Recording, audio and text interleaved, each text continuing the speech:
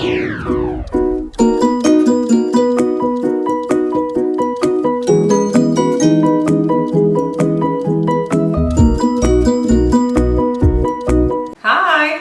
നമസ്കാരം.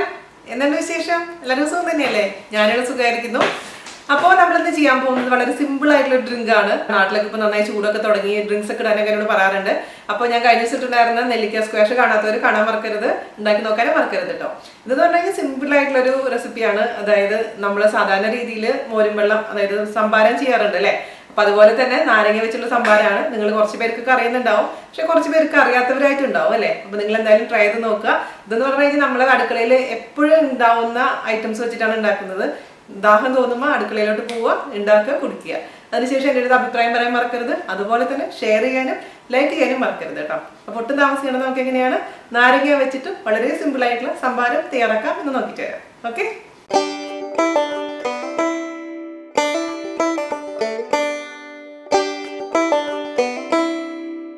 അപ്പോൾ നമുക്ക് നാരങ്ങ സംഭാരം ഉണ്ടാക്കാൻ തുടങ്ങാം.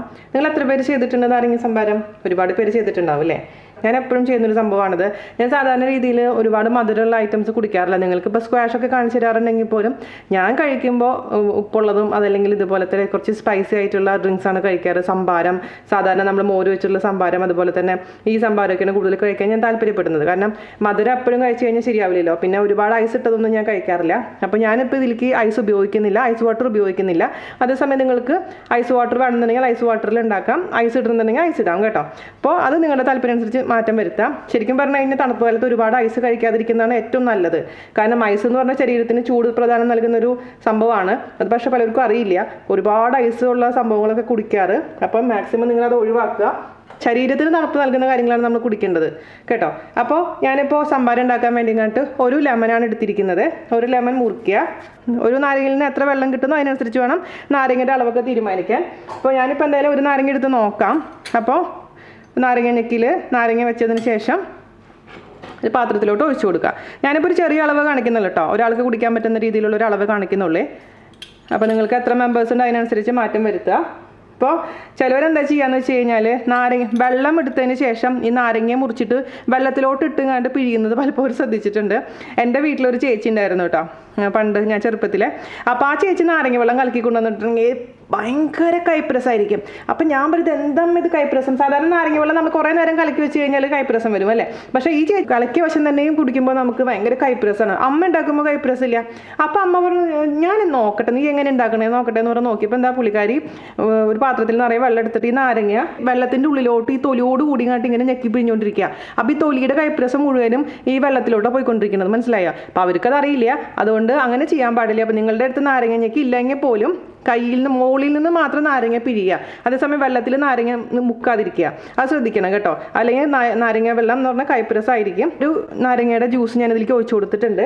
ഞാനിതിലേക്ക് ഇപ്പോൾ എൻ്റെ 240 ml ഗ്ലാസ്സിൽ 1.25 ഗ്ലാസ് വെള്ളമാണ് ഒഴിച്ചു കൊടുക്കാൻ പോകുന്നത്.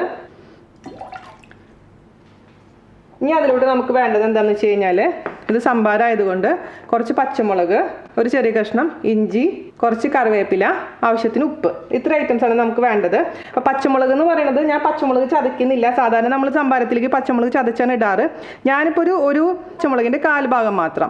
ഇപ്പോൾ ഈ ഒരു പച്ചമുളക് എടുക്കുകയാണെങ്കിൽ ഈ ഇത്രയൊരു ഭാഗം 1/4 ഭാഗം മാത്രം പച്ചമുളക് ഞാനിപ്പോൾ ഇതിലേക്ക് ഇട്ട് കൊടുത്തിരിക്കുന്നത് കേട്ടോ. അപ്പോൾ പച്ചമുളകിൻ്റെ എരിവനുസരിച്ച് പച്ചമുളകിൻ്റെ അളവിൽ വ്യത്യാസം വരുത്തണം. ഒരുപാട് എരിവ് പാടില്ല, ലൈറ്റായിട്ട് എരിവ് പാടുള്ളൂ കേട്ടോ. അത് പ്രത്യേകിച്ച് ശ്രദ്ധിക്കുക, അല്ലെങ്കിൽ നമുക്ക് കുടിക്കാൻ പറ്റില്ല. സംഭാരാണെങ്കിലും അങ്ങനെ തന്നെയാണ് നമ്മൾ ചെയ്യുക. പിന്നെ ഈ ഒരു ചെറിയ കഷ്ണം ഇഞ്ചിയും അതുപോലെ തന്നെ ഒരു 3-4 കറിവേപ്പിലയും കൂടി ഞാൻ ജസ്റ്റ് ഒന്ന് ചതക്കട്ടെ.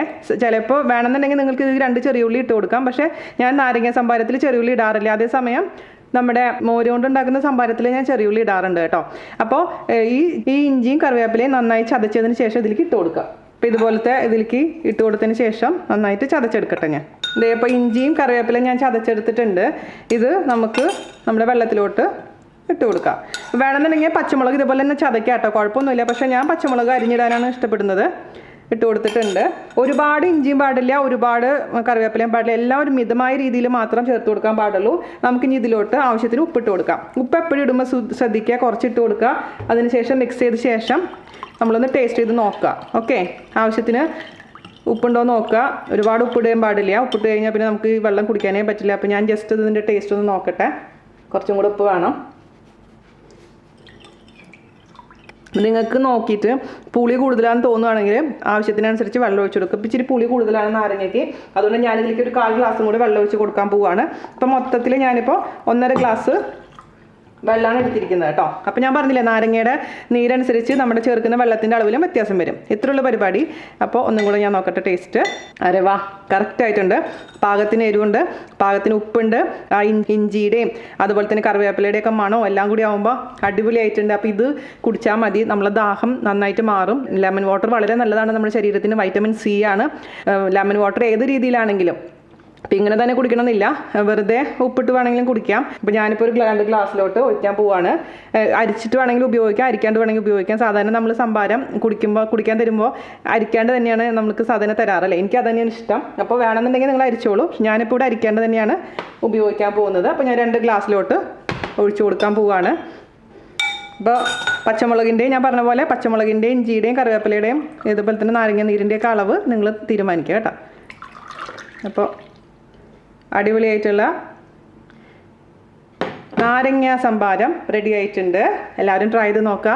എപ്പോഴും നമ്മുടെ വീട്ടിലുള്ള ഐറ്റംസ് തന്നെയാണിത് അല്ലേ. നെല്ലിക്ക സ്ക്വാഷ് ഇട്ടപ്പോൾ ഒരുപാട് പേര് എൻ്റെ അടുത്ത് കംപ്ലയിൻറ്റ് പറഞ്ഞു, ഞങ്ങൾക്ക് ഷുഗർ പേഷ്യൻസ് ആണ്, ഞങ്ങൾ ഷുഗർ ഉണ്ട്, ഞങ്ങൾക്ക് മധുരം കഴിക്കാൻ പറ്റില്ല, അപ്പോൾ വീണെന്താ ഇങ്ങനെ കൊലച്ചത് ചെയ്തത്, ഞങ്ങൾക്കും കൂടി പറ്റുന്ന ഡ്രിങ്ക്സ് ഒക്കെ ഇടാൻ പറഞ്ഞിട്ടുണ്ടായിരുന്നു. അപ്പോൾ സന്തോഷമായില്ലേ. ഇപ്പോൾ നിങ്ങൾക്ക് ആർക്കും വേണമെങ്കിലും കുടിക്കാൻ പറ്റുന്ന ഡ്രിങ്കാണിത്. അപ്പോൾ ഈ ചൂടുകാലത്ത് നമുക്ക് ഇതുപോലത്തെ ഹെൽത്തി ആയിട്ടുള്ള ഡ്രിങ്ക്സ് ആയിട്ട് മുന്നോട്ട് പോകാം. അപ്പോൾ ഞാനത് കുടിക്കട്ടെ കേട്ടോ. അടിപൊളി, വേറെ ഒന്നും വേണ്ട. അപ്പം അടുത്ത റെസിപ്പി ആയിട്ട് വരുന്നവരെ നന്ദി, നമസ്കാരം. Thank you.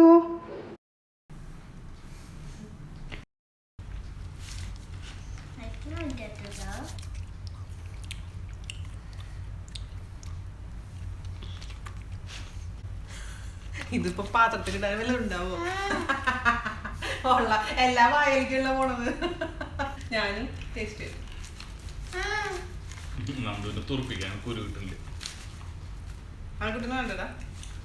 You know, Atu, I have a special way of taking the kuru out while plucking it up.